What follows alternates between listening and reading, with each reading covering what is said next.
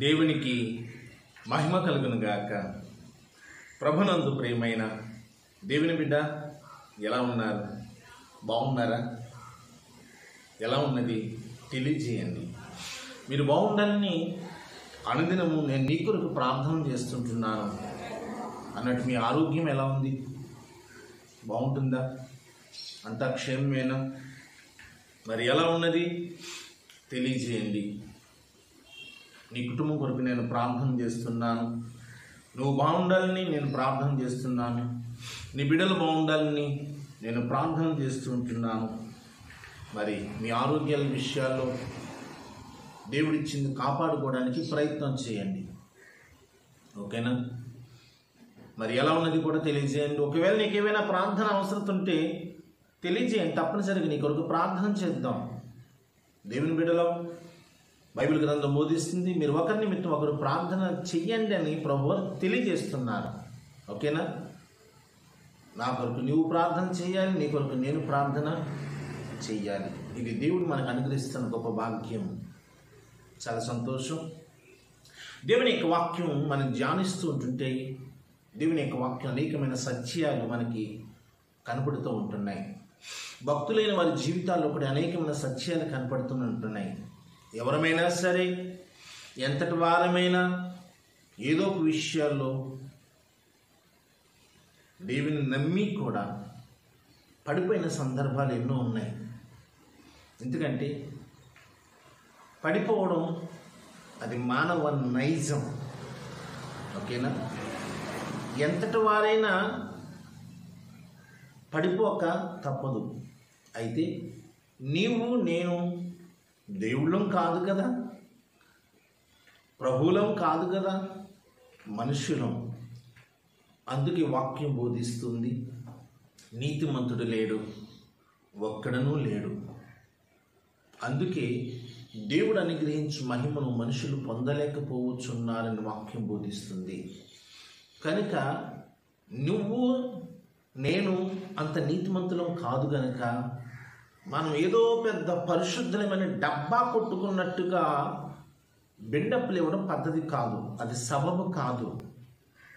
చాలామంది బోధకులు తాము మాత్రమే పరిశుద్ధులమని పెద్ద డబ్బాలు కొట్టి మొత్తం మోగించుకుంటారు.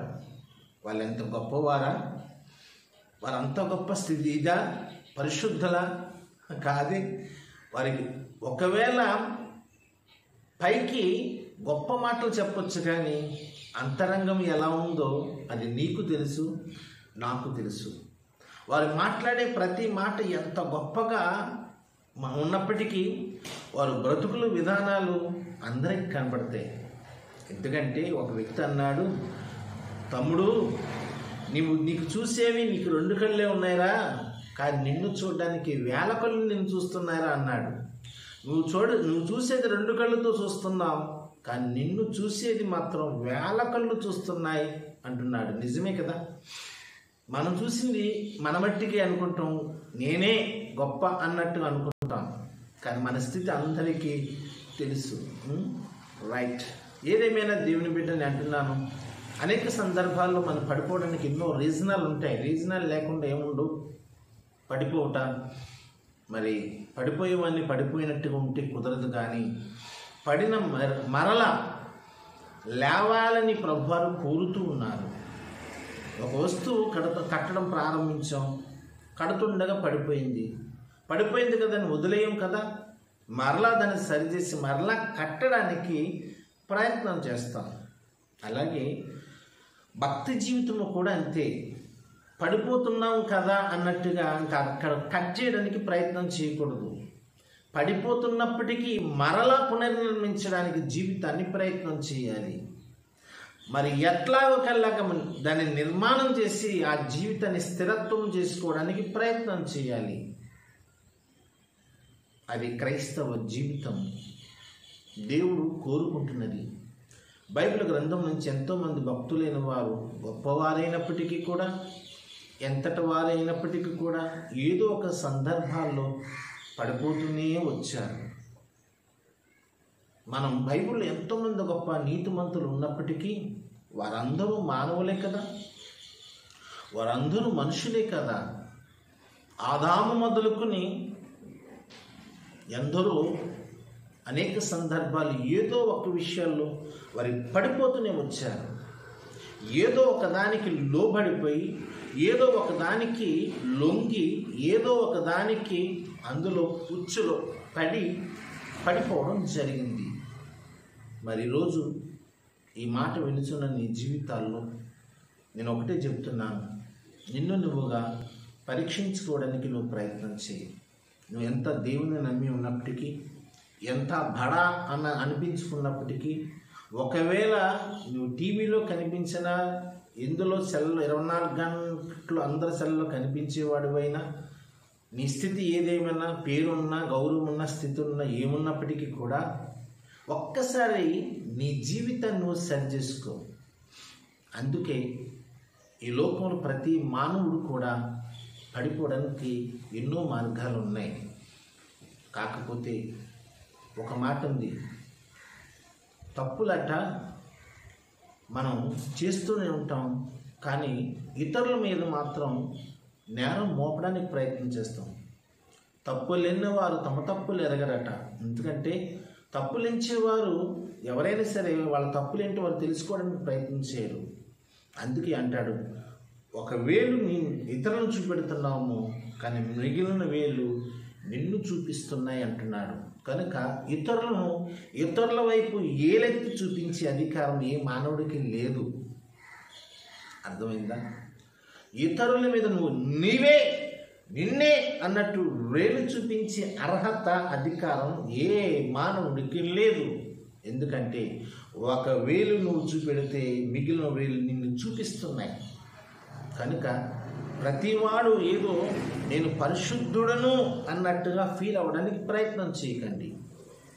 ఎంత పరిశుద్ధున్నా నువ్వు పైకి నటించవచ్చు, కానీ నీ ఆలోచనలు చెడిపోయినాయి, నీ మనస్తత్వం చెడిపోతుంది, నీ బ్రతుకు చెడిపోతుంది, నీ ఆలోచన విధానాలు కూడా చెడిపోయి, అవి కంటికి కనపడవు కదా, అవి ఎవరికి కనిపించవు కదా, కానీ చెడిపోతున్నాయి.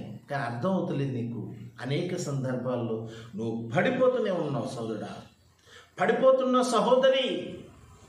నీకు నువ్వుగా పరీక్షించుకో. సరే, ఈరోజు నేను ఒక వ్యక్తిని ముందు పెట్టాలనుకుంటున్నాను. పేతురు మనకు తెలుసు, ప్రభువైన యేసుక్రీస్తు వారిలో గొప్ప పేరొందిన శిష్యుడు. మరి పేతురు అనగా పేరుకు అర్థం బండరాయి. అటువంటి నా బండ మీద సంఘమును కట్టు అని పేతురుతో ప్రభు మాట్లాడుతూ వచ్చాడు.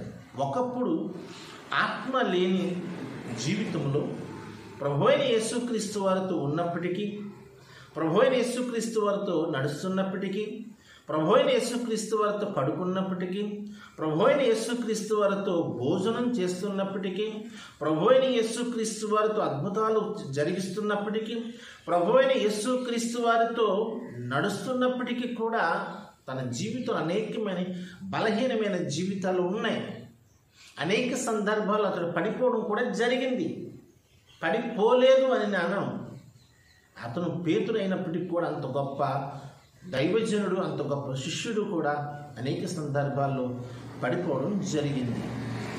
ఎందుకంటే కారణాలు కొన్ని ఉంటాయి కదా పడిపోవడానికి. మనిషి పడిపోవడానికి సామెతల గ్రంథంలో ఒక మాట బోధిస్తూ ఉన్నాడు భక్తుడు. ఏమంటున్నాడంటే, సామెతల గ్రంథం 16వ అధ్యాయము మరి 18వ వచనంలో ఒక మాట ఉంది. నాశనకు ముందు గర్వం నడుచును, పడిపోవుటకు ముందు అహంకారమైన మనస్సు నడుచును అని భక్తుడు తెలియజేస్తున్నాడు. మరి పడిపోవడానికి గల కారణం అహంకారము. మరి పేతురు గారిలో ఇది ఉందండోయ్, అహంకారం ఉంది, అహంకారం మనస్సు ఉంది. అనేక సందర్భాలు ఈ అహంకారాన్ని తను బయట పెడుతూ వచ్చాడు అన్ని విషయాల్లో. ఎందుకంటే అనేక సందర్భాల్లో ప్రభువైన యేసుక్రీస్తు వారితో ఉన్నప్పటికీ తాను అహంకారం, ఎందుకంటే నేను పెద్దవాడిని, నాకు అనుభవజ్ఞుణ్ణి అన్న అహం అతనిలో ఉండిపోయింది. తగ్గింపు స్వభావం కంటే అహంకారమైన మనస్సే అతనిలో ఉంది. ఉద్రేక స్వభావాలతో అహంకారాన్ని ప్రదర్శించేవాడు. మరి అటువంటి అహంకారమైన మనస్సు పేతురులో ఉంది. ఒక రోజున బైబిల్లో లేదు, ఒక చిట్టి కథలాగా పేతురు గురించి ఒక మాట చెప్తాడు. నువ్వు విన్నావో లేదో నాకు తెలియదు, కానీ ఒక చిట్ట కథ, అది వాస్తవము, ఇది నిజమే అని అన్నగాని ఒక చిట్ట కథ చెప్తారు పేతురు గురించి. ఒక రోజున ప్రభువైన యేసుక్రీస్తు వారట పేతురు శిష్యులందరూ వెళ్తున్నారు. వెళుతూ ఉండగా, నాయనలారా, మన ముందు వెళ్ళే ప్రాంతం అరణ్యం, మరి ఎందుకైనా మంచిది కూడా రాళ్ళు తెచ్చుకోండి, రక్షణగా ఉంటున్నాయి అని చెప్పాడట. రాళ్ళు తెచ్చుకోమంటే శిష్యులందరూ కూడా ఇంతంత రాళ్ళు భుజాన్ని మీద వేసుకుని తెచ్చుకుంటున్నారు. అంతంత రాళ్ళు తెస్తుంటే పేతురు అనుకున్నాడు, వీళ్ళందరూ అంతంత రాళ్ళు తెస్తే పెద్దోడిని అంతరాయిని మొయ్యాలా అనుకుని చిన్న రాయ చేత పట్టుకుని ఆడుకుంటూ వస్తున్నాడు. వస్తూ ఉండగా సందడి పోయింది. మరి అడవిలో ఆగిపోయారు. ప్రభువారు అన్నారు, ఆకలేస్తుందా అన్నాడు. అవును ప్రభువా, ఈ అరణ్యంలో మరి ఆకలేస్తుంది, ఏం చెయ్యాలి నాయన అని అడుగుతున్నారు. ప్రభువారు అన్నారట, సరే మీరు ఎవరు తెచ్చుకున్న రాళ్ళు మీ ముందు పెట్టుకోండి అన్నాడట. అందరు రాళ్ళు ముందు పెట్టుకున్నారు, పేతురు గారు పెట్టుకున్నాడు. మీ రాళ్ళు రొట్టెలగునుగాక అన్నాడంట ప్రభువారు. అందరి ఇంత రాళ్ళు రొట్టెలు అయిపోయినాయి. ఎంత ఆనందంతో ఆ రాళ్ళు రొట్టెలుగా చేసుకుని తిన్నారు. కానీ పేతురు గారు మాత్రం చిన్న రాయి తెచ్చుకున్నాడు. చిన్న రొట్టె అయిపోయింది. సిగ్గుపడిపోయాడు. అదే అదే అదే అదే అదే అందరితో పాటు పెద్ద రాయిని తేలేకపోయినాయని అందరి ముందు నేను పెద్దవాడని చెప్పుకుని రాయి చిన్న గులకరాయిలాగా ఆడుకుంటూ వచ్చాడు. కానీ సమానంగా పోయడానికి ప్రయత్నం చేయలేదట. చిన్న రాయి తెచ్చుకుని అన్ని దాన్ని సిగ్గుపడ్డానని అనుకుంటున్నాడు. కానీ ఎవరిని ఆహారం అడుగుతలేదు. ఆ చిన్న రొట్టె ముక్కే తిని ఆగాడు. ఈసారి అవకాశం రాకపోతాడా, ప్రభువు చెప్పకపోతాడా, నా టాలెంట్ చూపెడతాను అనుకున్నాడు. మరోసారి ఒక రోజున వెళుతున్నాడు. శిష్యులారా, ఇక్కడ కనపడుతున్న రాళ్ళు మీరు ఎంతెంత మోస్తారు, తేండి, రాళ్ళతో పని ఉంది అని ప్రభువారు అన్నారు. పేతురు అనుకున్నాడు, ఆ రోజున రాళ్ళు రొట్టెలుగా చేశాడు కనుక ఇప్పుడు కూడా బహుశా ఈ రొట్టెలుగానే చేయొచ్చు అని చెప్పి అనుకున్నాడు.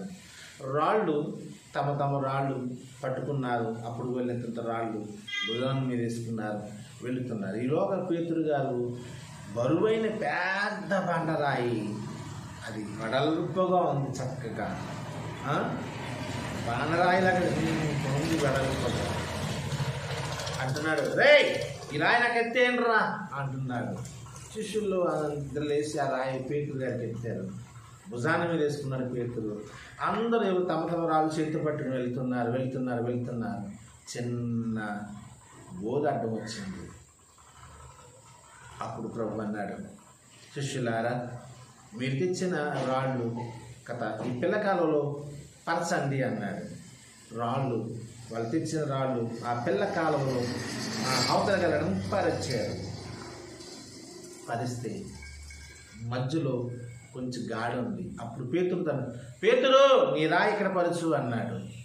ఆ పెద్ద రాయిని తీసి ఆ రాళ్ళ మీద పరిచారు. యేసు ప్రభువు శిష్యులు ఆ రాళ్ళ మీద నడిచి అవతలకు వెళ్ళిపోయారు. అనుకుంటున్నాడు, అదే పెద్ద రాయి మొయ్యలేక నేను మోసుకొస్తే ఈ బోధలో పెట్టి నడవటానికా ఎంత ప్రయాసపడిపోయాను అని సిగ్గుపడ్డాడట. ఎందుకంటే అది చిట్ట కథ, అది వాస్తవం నేను చెప్పను. కానీ పేతురు గారి గురించి చెప్పే మాట అది. అంటే పేతురు తన అహంకారాన్ని బట్టి అందరూ మొయ్యగలిగిన తెస్తే చిన్నది మాత్రం తెచ్చి సిగ్గుపడిపోయాడు. ఇప్పుడు అందరూ మోస్తుంటే తానేదో పెద్ద టాలెంట్ చూపించాలనుకుని పెద్ద బండరాయి మోసుకొచ్చాడు. అది తీసుకెళ్ళి ఏదైనా పిల్లకావలు పెట్టించాడు. ఇంకా సిగ్గుపడిపోయాడు పాపం. కొన్ని సందర్భాల్లో పేతురు గారికి చెప్పే మాటలు అవి. ఏదైనా కొంచెం అహంకారమైన మనస్తత్వం కలిగిన వాడు పేతురు. ఈరోజు నేను అంటున్నాను, మరి పేతురులో ఉండి అహంకారమైన మనస్తత్వం మనలో ఉండకూడదు. ప్రభునితో ఉన్నాం కదా, దేవుని నమ్మి ఉన్నాం కదా. దేవుని నమ్ముకున్నప్పుడు అహంకారం ఎందుకు రావాలి? అహంకారం ఉంటే పడిపోతామన్న సంగతి మరి జాగ్రత్త. చాలామంది జీవితాలు ఎంత డోలైనా నేలకు ఒరిగిపోయారు. గొప్ప గొప్ప వాళ్ళందరూ నేలకు ఒరిగిపోవడం గల కారణం అహంకారం.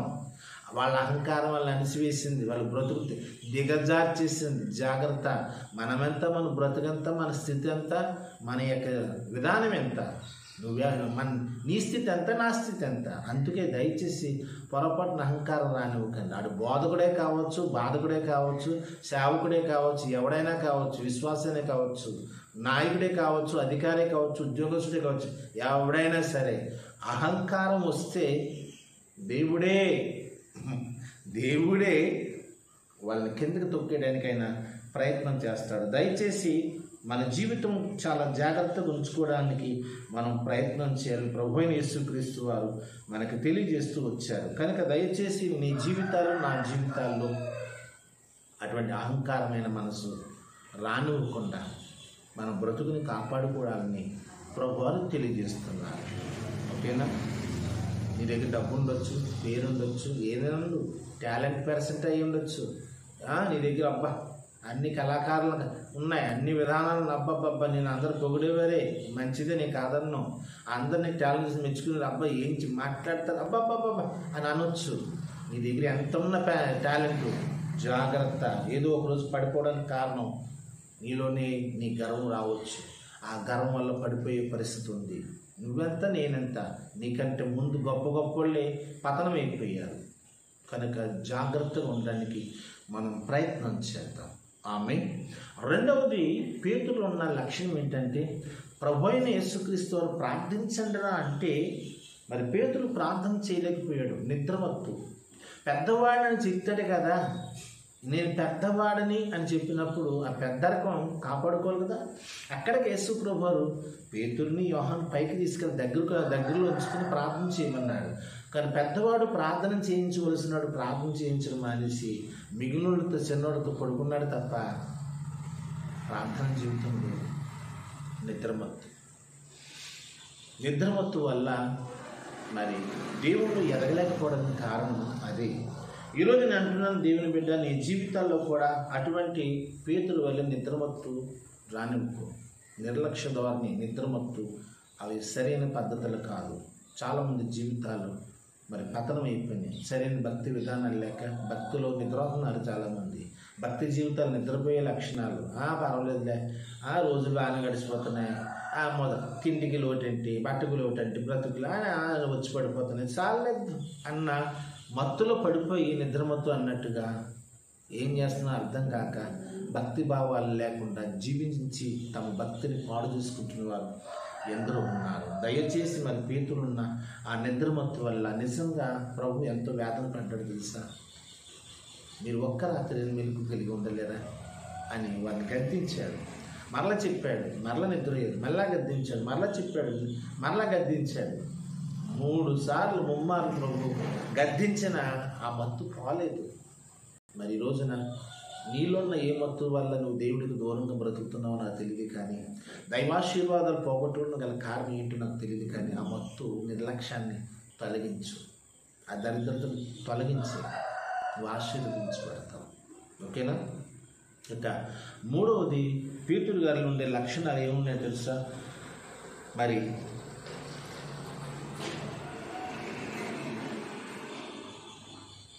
దేవునికి దూరముగా ఉండి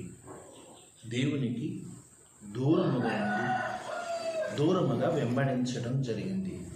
ప్రభువైన యేసుక్రీస్తు వారిని బంధించి మరి సావుడి దగ్గర పడవేస్తే దగ్గర ఉండవలసిన పేతురు ఒక మాట అన్నాడు. పేతురు, ప్రభువా, నేను నీ కొరకు ప్రాణం పెట్టవలసి వస్తే నా ప్రాణం పెడతాను అన్న పేతురు ఏం పెడతాడట?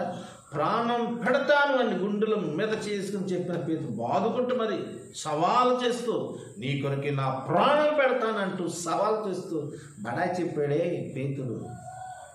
ఇప్పుడు దేవుని దూరంగా ఉన్నాడు. ప్రభు అక్కడ ఉంటే ఈయన ఎక్కడెక్కడో చుట్టూరు తిరుగుతున్నాడు దూరంగా.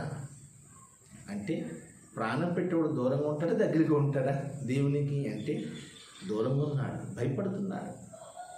ఈరోజు చాలామంది జీవితాలు అలాగే చెప్తారు, అవసరమైతే ప్రభువు కోసం త్యాగం చేయాలి, అవసరమైతే ప్రభు కోసం ప్రాణం పెట్టగలిగి ఉండాలి అంటారు. చూసారా, వీళ్ళందరికీ ఆ సమయం వచ్చినప్పుడు తెలుస్తుంది నిజంగా ప్రాణం పెట్టుకోవాలా పారిపోవాలన్నది తెలుస్తుంది.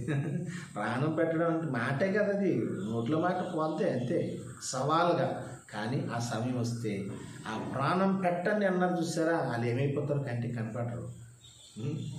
పేతురు లాంటి వాళ్ళు చాలామంది ఉన్నారు, చాలామంది పేతురు లాంటి వాళ్ళు. అదేంటారు పాస్టర్ ఎలాగంటారు, అవసరమైతే ఆ సమయం వస్తే చూడండి నెలల చిటికలు వేసేసి గొప్ప బోర్డు మంది ఉన్నారు, చిటికలు ఎలాగ అబ్బాబ్బాబ్బా ఆగండి. ఏంటంటే అంటే వాళ్ళ జీవితంలో చిటికలు వేసి మరి చూడండి అంటాడు అంతే. ఏం చూడాలి అంటే వారు ఈరోజు సమయంలో చెప్పగలుగుతారు, కానీ ఆ సమయం వచ్చినప్పుడు పేతురు వలె దేవునికి దూరంగా బ్రతికే పరిస్థితి వస్తుంది. కానీ నేను అంటున్నాను, నీ జీవితంలో మాత్రం దయచేసి ఆ పరిస్థితి రానివ్వకు. అర్థమైందా? ఆ స్థితి రానివ్వకూడదని నేను కూడా అదే కోరుకున్నా. ప్రభువా, ఆ సమయం వస్తే నేను దూరంగా నిన్ను ఉండేవాడిగా కాదు, కానీ నీకు దగ్గరికి ఉండేవాడిగా నన్ను నిలబెట్టు ప్రభు అని నేను అదే కోరుకున్నాను ప్రభు. ఎందుకంటే నా జీవితం ప్రభు చేతులకి అప్పగిస్తున్నప్పుడు అడిగేది అది, నేను ఆశించేది అది. ఎందుకంటే నేను గొప్పవాడిని అని నేను అనట్లేదు కదా, నేను గొప్పవాడినేమి కాదు. అందుకే అప్పుడప్పుడు నాకు భయం కలుగుతుంది, నా ప్రభువు నేను దూరం అయిపోతాను, నా ప్రభువుకి నేను దూరం అయిపోతాను అప్పుడప్పుడు నా గుండెల్లో భారం అనిపిస్తూ ఉంటుంది. ఎందుకంటే ఈ లోకంలో సాతాను బట్టి, ఆశలు బట్టి, సమస్యలు బట్టి, శోధనలు బట్టి దేవునికి దూరం అయిపోతానన్న భయం నాకు ఈరోజు కూడా కలుగుతూనే ఉంటుంది. దయచేసి నేను మీకు కూడా సలహా చెప్పేది ఏంటంటే, ఒకవేళ అటువంటి పరిస్థితి వస్తే, ప్రాణం పెట్టవలసిన పరిస్థితి వస్తే స్తెఫను వల్లే ప్రాణం పెడదాం, ఓకేనా? పౌలు వల్లే ప్రాణం పెడదాం. భక్తులు ఎందరో తమ ప్రాణాలు త్యాగం చేశారు. ఎందుకంటే బైబిల్ ఒకటే చెప్పాడు, వారు తమ ప్రాణములను ప్రేమించేవారు కాదు, వారు దేవుని ప్రేమించేవారు కనుక తమ ప్రాణాలను ప్రేమించలేదు. ఈరోజు దేవుని బిడ్డని అంటున్నాను, నీ ప్రాణం నువ్వు ప్రేమిస్తే దేవుని కొరకు ప్రాణం పెట్టలేదు. నీ ప్రాణాన్ని నువ్వు ప్రేమించడం అనేసి దేవుని ప్రేమించడం నేర్చుకో, ఓకేనా? రైట్. ఇక తర్వాత దేవునికి నిజముగా దూరంగా ఉన్నాడు. అంతేకాదు, అన్యులతో లేక లోకస్తులతో సహవాసం చేస్తున్నాడు. అంటే అన్యుల యొక్క గుంపుల్లో చేరి సని కాసుకున్నట్టుగా మనకు కనబడుతుంది. అన్యులు అంటే ప్రభుని అక్కడ ఉన్న వాళ్ళందరూ కూడా ప్రభు అంటే కిట్టిన వాళ్ళే.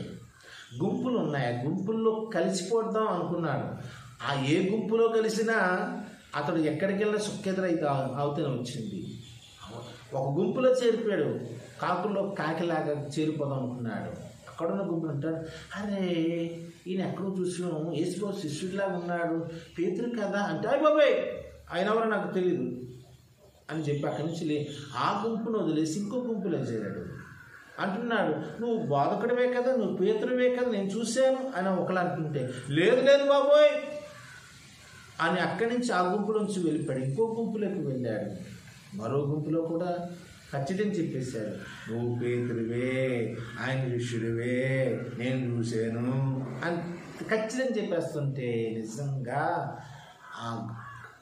ఏ గుంపుల్లో అంటే దేవుని బిడ్డల గుంపుల్లో లేడు, అన్యుల గుంపుల్లో చేరిపోయాడు. అంటే వాళ్ళలో కలిసిపోతే ఏమి ఎరగనట్టుగా ముందుకు పోదాం అనుకున్నాడు. కానీ చాలా తప్పది. ఈనాడు క్రైస్తవ విశ్వాసుల జీవితాలు నిజంగా పడిపోవడం గల కారణం ఇవే. ఎవరితో ఉండాలో, ఎవరితో సహవాసం చేయాలో అర్థం కాదు. పేతురు యేసు ప్రభువుతో సహవాసం చేయవలసిన పేతురు అన్యుల యొక్క గుంపుల్లో చేరి సహవాసం చేశాడు.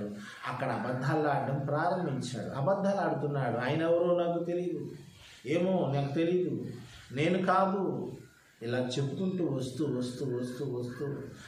అన్యులతో, నమ్మనోళ్ళతో, దేవుడంటే కెట్టిన వాళ్ళతో అబద్ధాలు ఆడుతూ పబ్బం గడిపేసి అక్కడి నుంచి ఎస్కేప్ అయిపోదాం అనుకున్న పరిస్థితిలో లాస్ట్ దొరికేశాడు.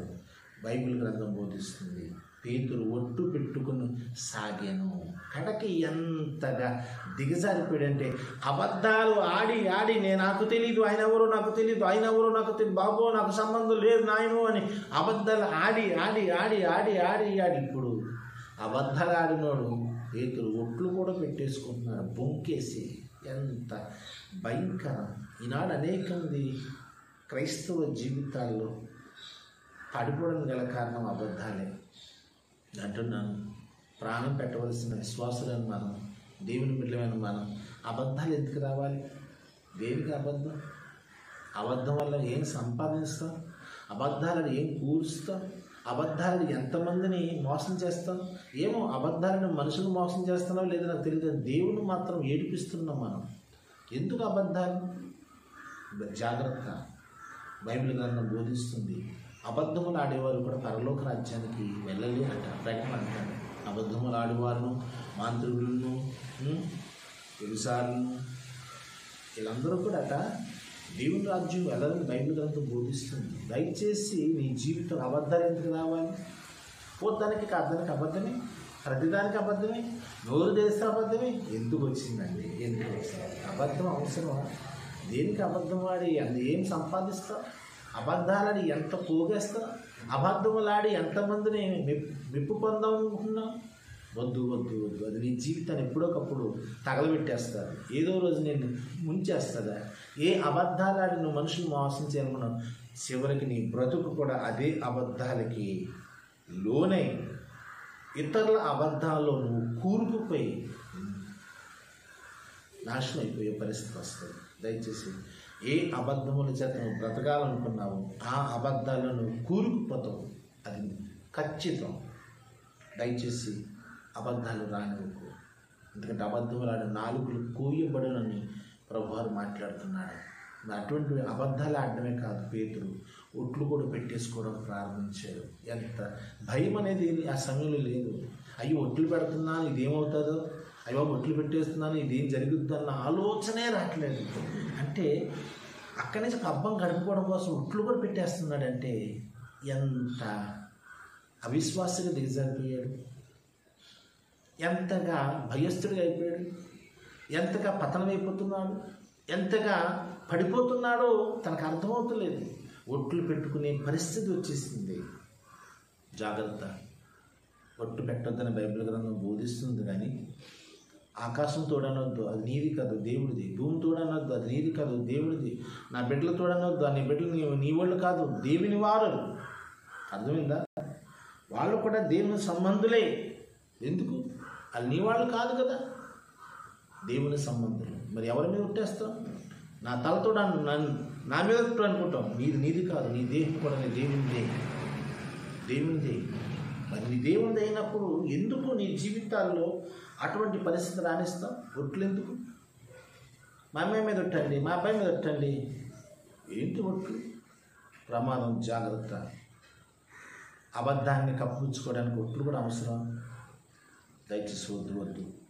ఏదో రోజున నీ జీవితాన్ని ఆ ఒట్లే నాశనం చేసేస్తాయి. బైబిల్ అలాగే ఒట్లు పెట్టుకున్న వాళ్ళు ఉన్నారు, నాశనం అయిపోయారు పాపం. జాగ్రత్త. ఆ ఒట్ల వల్ల నీ జీవితం ఎలా ఉంటుందో తెలియదు, కానీ నీ అనుకున్న వారిని మాత్రం నాశనం చేసేస్తావు, నీ అనుకున్న వారిని హతం చేసేస్తావు, నీ బిడ్డలని అధోగతి చేసేస్తావు. ఆ ఒట్లు ఎప్పుడు? దయచేసి దేవుని బిడ్డగా దయచేసి పొరపాటున అంత ఒట్టు పెట్టుకునే కర్మ రానువు. ఒకవేళ ఒట్టే అంటారు, నువ్వు ఒట్టేసి ఒక మాట ఒట్టేయకుండా ఒక మాట మాత్రం చెప్పకు. నేను దేవుని బిడ్డని, ఒట్టు లేకుండా నేను చెప్పను, నేను ఉన్నదే చెప్తాను నా దేవుని బట్టి అని అంతే. కానీ ఒట్టు మాత్రం పొరపాటున వేయమన్నా సరే నువ్వు దయచేసి ఒట్టు వేయడానికి ప్రయత్నం చేయి. మరి అటువంటి పేతురు వంకడం ప్రారంభించాడు. మరి దయచేసి పేతురులో ఉండే ఆ లక్షణాలు తర్వాత అతను అన్ని విషయాల్లో కొంచెం దురుసుగానే ప్రవర్తించడం ప్రారంభించాడు. యేసు ప్రభువు నేల మీద నడుస్తున్నప్పుడు నేను వచ్చేస్తాను నాయన అంటూ వచ్చాడు. అందరూ కాముగా ఉన్నారు కదా, ఊరుకొచ్చు కదా. తన యొక్క గొప్ప బడాయింటో చూపించాలనుకున్నాడు. నేను వచ్చేస్తాను ఆయన నీళ్ళ మీదకి అంటున్నాడు. వచ్చేయ్ అన్నాడు ప్రభు వారు. బడాయి చూపించేద్దాం అనుకున్నాడు. ఏం చూపిద్దాం అనుకున్నాడు? తన యొక్క గొప్ప బడాయి చూపించేద్దాం నేను కాబట్టి అని చెప్పి నీళ్ళు నడిచేద్దాం అనుకున్నాడు. నడిచేశాడు కొద్దిసేపు. కానీ ఆ పేతురు బడాయి ఎప్పుడు పోయిందో తెలుసా? గాలిని చూసినప్పుడు వెంటనే బడాయి అంతా పోయింది. డబ్బా కొట్టించుకుందాం, బడా కొట్టించుకుందాం, ఏదో గొప్పలకు పోదనుకున్నాడు. తర్వాత నీటిలో మునిగిపోవడం ప్రారంభించాడు. గొప్పలకు పోయి తిప్పల పడ్డాడు. జాగ్రత్త, నీటిలో మునిగిపోతూ ప్రభువా నన్ను రక్షించు అని ఏడవడం ప్రారంభించాడు. గొప్పలకు పోయాడు, తిప్పల్లో పడ్డాడు. నీ జీవితం కూడా అలాగే రానివ్వకు. దేనికైనా సరే గొప్పలకు వెళ్ళకు. గొప్పలకు వెళ్ళామంటే ఏదో రోజు తిప్పల్లో పడతావు. అప్పుడు రక్షించడానికి అక్కడ యేసయ్య ఉన్నాడు కనుకనే పేతురుని రక్షించాడు. మరి నీ పక్షాన్ని ఎవరున్నారు నాకు తెలియదు. కానీ అసలు నువ్వు యేసయ్య బిడ్డవే కాకపోతే యేసయ్య నీ పక్షాన్ని ఎలా ఉంటాడు? అప్పుడు నీ తిప్పల కుక్కలు కూడా చూడవు. దయచేసి అంటున్నాను, గొప్పల కోసం వెళ్ళకు. నువ్వు తిప్పల్లో పడతావు, శోధనలో పడతావు, సమస్యలు పడతావు. ఎందుకంటే నీ భక్తి అంత బలమైన భక్తి కాదు. నీ భక్తి అంత ప్రార్థనా శక్తివంతమైన భక్తి ఏం కాదు. నీ భక్తి నా భక్తి అంత అల్పమైన భక్తి. పెద్ద బడ చెప్పేసుకోవడానికి డబ్బా కొట్టుకోవడానికి మన అంత గొప్పవాళ్ళమేం కాదు కదా. అంత ప్రార్థనా పరులు ఏం కాదు కదా. మనమెంత ఏదో మన అవసరాలు ప్రభువా కరుణించు, కాపాడు, రక్షించు, తీర్చు, సాయించి, కాపాడు, అది చెయ్యి, ఇది చెయ్యి. ఇది ఏదో కోరికల ప్రార్థన తప్ప నామకార్థ ప్రార్థన ఎరగదీసి అంత మంచి గొప్ప ప్రార్థనా పరులు ఏం కాదు. నీ భక్తి అంత, నా భక్తి అంత, మన భక్తి అంత ఎంత ఎంత ఎంతే ఎంతే ఎంతే. అదేం భక్తి కాదు మనది. అది ఉందా? నీకంటే నాకంటే గొప్ప ప్రార్థన పనులు ఉన్నారు లేరని అన్నాను. నిజంగా రోజుకి 8 గంటల సేపు అలా ప్రార్థన చేసే గొప్ప ప్రార్థనా పనులు ఉన్నారు. చాలామంది గొప్ప మంచి ప్రార్థనా పనులు ఉన్నారు. మోకాళ్ళు వంగిపోయినా, మోకాళ్ళు గుళ్ళడిపోయినా, మోకాళ్ళు మచ్చడిపోయినా, నిజంగా లేవలేకపోయినా, నడవలేకపోయినా, కాళ్ళు నరలు కట్టేసిన గొప్ప గొప్ప ప్రార్థనా వీళ్ళు ఉన్నారు, ప్రార్థనా పనులు ఉన్నారు. నేను లేరు అని చెప్పను, కానీ నేను అంటున్నాను, ఈ మాట ఉంచిన నీ జీవితాల్లో వారు ఉన్నారు కనుక ఇంకా మనం అందరూ క్షేమంగా భద్రతగా ఉన్నాం.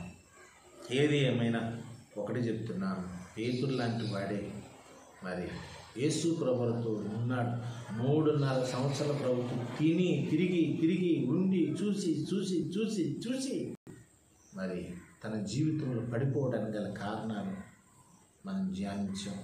ఈ రోజు నువ్వు పడిపోవడానికి గల కారణాలు ఏంటో నీకు నువ్వు పరీక్షించుకో. దేనికి పడిపోతున్నావు? డబ్బు విషయాలు పడిపోతున్నావా? లేకపోతే పేరు ప్రఖ్యాతుల కోసం పడిపోతున్నావా? లేకపోతే బిడ్డల కోసం పడిపోతున్నావా? కుటుంబం కోసం దిగజారిపోతున్నావా? లేకపోతే ఏదన్నా గొప్పల కోసం పడిపోతున్నావా? వేటి కోసం నువ్వు దిగజారిపోతున్నావో నాకు తెలియదు. కానీ దయచేసి నీ జీవితంలో పడిపోవడానికి కారణం నువ్వు వెతికి పట్టుకుని దాన్ని ప్రభు ముందు పెట్టి, ప్రభువా నన్ను క్షమించు నాయన, ఈ విషయంలో నేను పడిపోతున్నాను, ఈ విషయంలో నేను పడిపోతున్నానయ్యా, నేను దిగజారిపోతున్నాను అంటూ ప్రభు చేతికి అది అప్పగించుకో. దేవుడు నిన్ను రక్షించగల సమర్థుడు, ప్రేమించగల సమర్థుడు. రక్షించే దేవుడు, ప్రేమించే దేవుడు, నిన్ను ఆదరించే దేవుడు, నేను ఉద్ధరించి నీ అపరాధములను, పొరపాటులను క్షమించి నీకు సాక్షిగా నిలబడి దేవుడు అటువంటి కృప, అటువంటి దీవెన, అటువంటి ఆశీర్వాదం, మేలు నా ప్రభువైన యేసుక్రీస్తు వారు నీకు అనుగ్రహించునుగాక. ఆమేన్ ఆమేన్. నీ కొరకు ప్రార్థిస్తున్న నీ దైవజనుడు, నీ రాజన్న.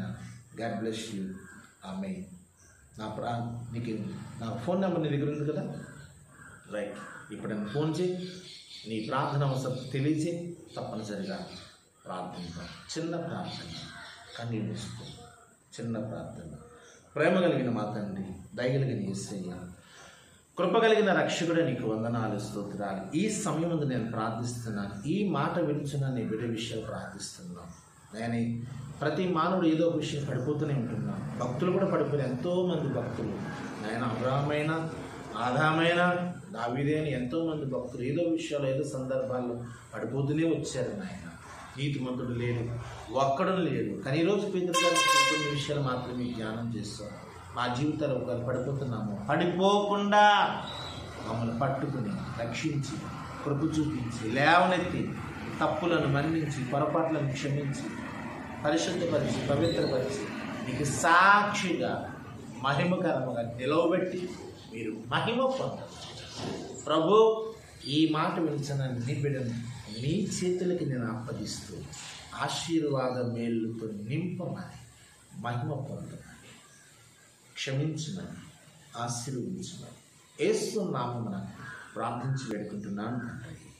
ఆమేన్, ఆమేన్, ఆమేన్. చాలా సంతోషం.